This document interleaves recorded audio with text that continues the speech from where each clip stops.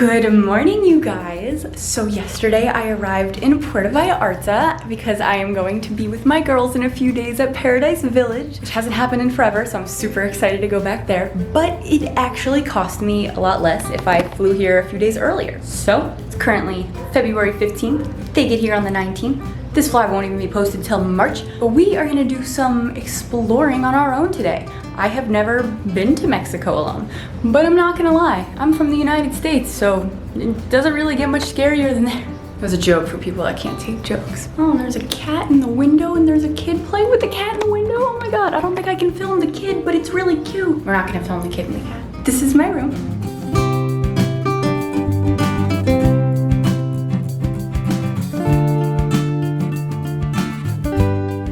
Bathroom's a little sketch, but it is what it is. Okay guys, to be honest, I don't really even know where we're gonna go walk, but I think we might go down to like the Malecon area or the Romantica zone, get a smoothie. I brought a book to read on the beach. I'm just excited to be not in the United States and to have some solo travel time for the next 4 days. So let's go see what we can find. Okay, side note. Do you know how hard it is to put sunscreen everywhere on your own when you don't have a friend? Here, watch me struggle. Lindsay, why aren't you using the spray-on sunscreen? Because it's poison. I had to buy the fragrance-free because I don't want that on my skin, giving me skin cancer. So we're stuck with this. The more you know, the healthier you are. It's funny, everybody in the United States is like, you're gonna be in Mexico alone? And I'm like, I literally have been right next to 3 streets. I can handle some street dogs. I just can't handle putting this on myself. How am I supposed to get the middle of my back? I need to be double jointed. There's a dog on the roof across the street. I don't know if you can see it. They're really cute dogs. You can hear him barking though. Put my hair up because it's like 85 degrees out and it's going to be hot all day. And I wanted to show you guys the roof of this place real quick because it's really cool.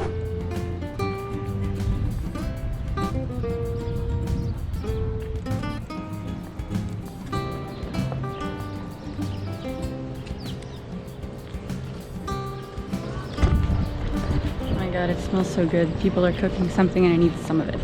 Alright, I picked out my breakfast destination on Google Maps and headed that way because honestly, I would probably get lost without it. It was really interesting walking down these streets because there was no patterns or street rules like how I'm used to. I also have no idea how their cars don't just fall apart on these roads. It was difficult enough trying to walk on them with my cheap flip-flops. Lesson learned. We will circle back to this walk in a bit, but first I wanted to share with you this amazing little cafe I found. I got a fruit smoothie, a huge serving of chilaquiles, and an iced latte, all for 225 pesos or $10.90. Another place I checked out here that I recommend is the Green Place. Delicious and amazing vegan options. Coming from someone who can't eat most of the produce in the US, I 100% can confirm how fresh this stuff tastes. I stayed there for about an hour before heading down to the Malecon area. This was such a perfect day to come and explore. There were performances happening, so many excited and happy people, and of course, so much to see and eat. But I knew if I had grabbed breakfast here, I would be spending at least an extra $10, so that's another reason I recommend those 2 places off the main strip. These places cater to tourists, but if you're traveling for the culture more so than for the vacation, you'll definitely want to walk a few streets back. After a little bit of walking on the strip, I had to go dip my toes in the ocean, so I headed onto the beach. There were tons of people walking, playing in the sand, soaking up the sun, and just enjoying the day. It wasn't overly crowded either because a lot of the tourists visiting have their beach at the resort that they use. I could tell there were definitely more locals relaxing here than tourists. I sat on a rock for a while to join them and just watch the waves crash. Moments like these are some of my favorite travel moments. Sitting and reflecting on how amazing life is from beautiful destinations, I can't get enough of it. I don't do well in the direct sunlight for too long though, so I continued on down the boardwalk and headed into Zona Romantica, another big touristy destination, but you know, Burros Bar and Restaurant reeled me in with their 95 peso 2-for-1 happy hour. I grabbed 2 gin and tonics for $4.60 and was feeling pretty nice after. They weren't watered down at all. At this point, I walked for 40 minutes from my hotel room, so it was time to head back. Walking through the strip, you'll get plenty of offers for things to buy or excursions to do. You'll also have people trying to usher you into their restaurants, but keep in mind that tourism makes up roughly half of Puerto Vallarta's economy, so don't be rude if it seems like it's overwhelming. We're all just out here trying to make a living. It's time to dip off the strip to give you a closer look into the residential area. I couldn't beat $38 a night for a private room with 2 beds and a rooftop patio and free breakfast, but you'll never find that on the main strip. So if you have any concerns about this area, this is the route I walked back and forth about 6 times over the course of 4 days. ¡Qué bonito cabello! I don't know what she said. Can someone translate that? She's Spanish.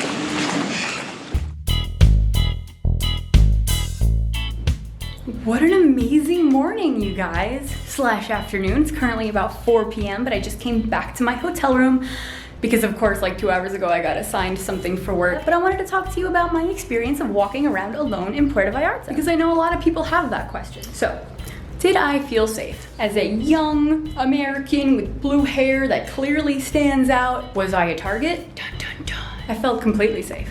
I didn't feel unsafe for a second. I very much stand out though, and everybody stares at me because I have blue hair. Now, I know a lot of people think that I have blue hair because I like attention, but I honestly really don't like having that much attention brought to me. I just like having blue hair. It's cool, it's pretty, I like the color blue. That's the end of the story. But just because on the street, like, I get stared at, it's not in a way that I like feel threatened. Nobody would try to like come up to me and get me to do something that I didn't want to. It would just be like a, hola. But I didn't feel unsafe. I usually just give a smile, say thank you, keep walking. But like these roads back from like the Malecon area, like back in the more where people live area, I feel completely fine. Like at first, okay, like if I'm like, oh, I see somebody standing near like this truck in this alleyway, like, should I be scared? And they're just like loading the truck for like their business. And I'm like, oh my God, the US puts so much into our heads that we need to be so afraid of. And I'm not saying just be careless with wherever you go, because you should still be aware of everything wherever you are.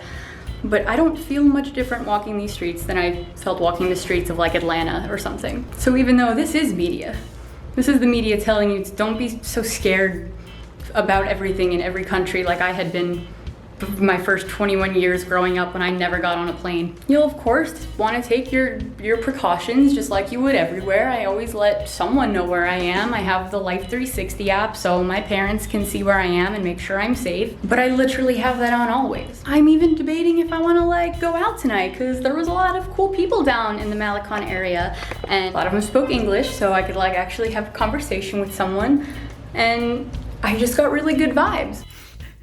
I didn't get to go back out, but let me show you what happens when you order Uber Eats in Mexico and someone delivers it on a bike. I just took a picture of the bag. Oh, it's just like everything's everywhere. He showed me every crack and everything. I feel so bad though. On his Uber thing it said like trying to save up for a car, so of course I tipped him extra. It's been a day, but there's more adventure tomorrow. We'll catch y'all.